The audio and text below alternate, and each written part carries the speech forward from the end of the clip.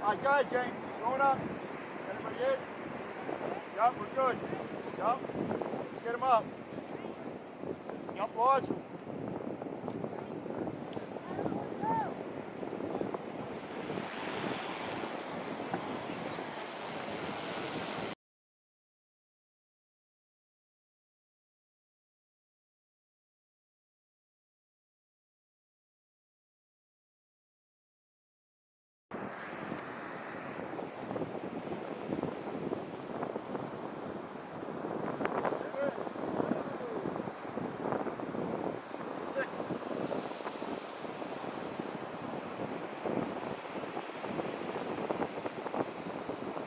Later. Got it?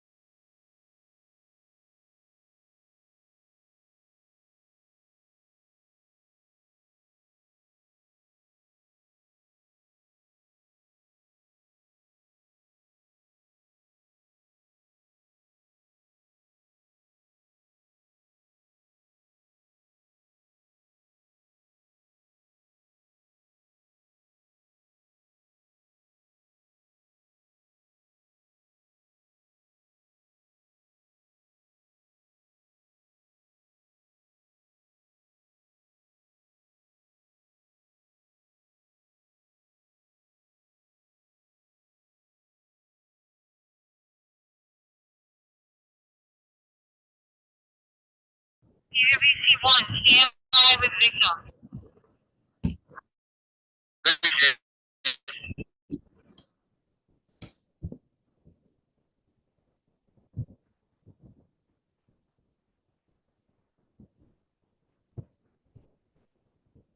CWC-1, bring the victim about 30 feet towards the vendor.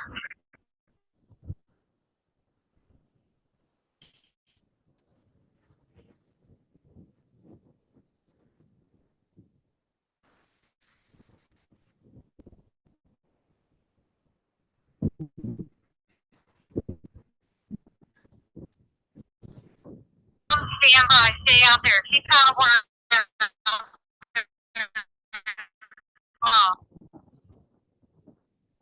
Richie, standing by.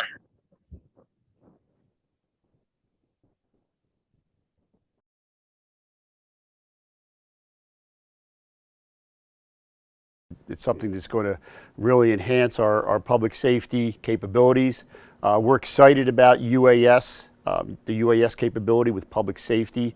Not only it's going to enhance our ability to keep people safe, to keep not only the community safe, but also our public safety first responders safe as well. Using the UAS, using the drones is a force multiplier. This is something that is going to be able to give us quicker intelligence, something that will be able to give us real-time situational awareness. The capability and the advancement of the technology just over the last few years and what it means to public safety is growing at leaps and bounds. We're excited here in Atlantic City. We're excited with the partnerships that we have and that we're growing. The way that the drones will work, helping identify distressed swimmers, bringing rescue devices to the swimmers in the water. The drone's ability to, its thermal imaging capability to detect the locations of whether we're searching for whether it's mammals in the water or lost swimmers. It's going to be something that I think the future that we're going to be training on a regular basis. And after our beaches are closed, it's sometimes challenging to let people know and understand to stay out of the water. The drone capability will help us identify the after hours situations that we have where the crowds are gathering, and we can focus resources on specific areas, which is going to save time, It's also going to be able to use the most efficient efforts with our resources, and ultimately it's going to save lives.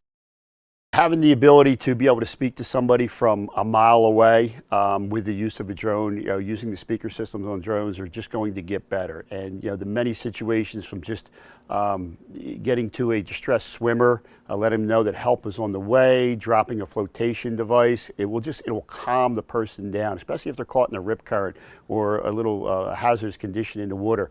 It's definitely a tool that we're going to be using in the future, and it's just going to make our job, like I say, not even, we're going to be more efficient, but also keep our people safe and the community safer.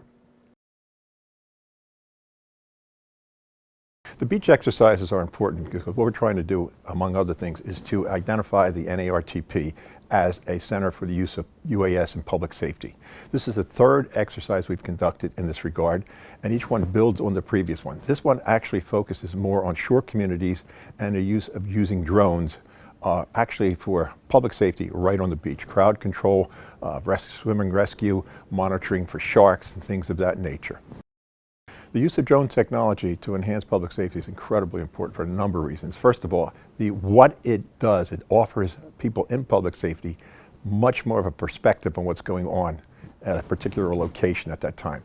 It also brings in other features such as the ability to zoom in on certain areas or specialize on certain features, monitoring tidal conditions, wave conditions, even tracking whales and things of that nature. So it extends beyond just public safety.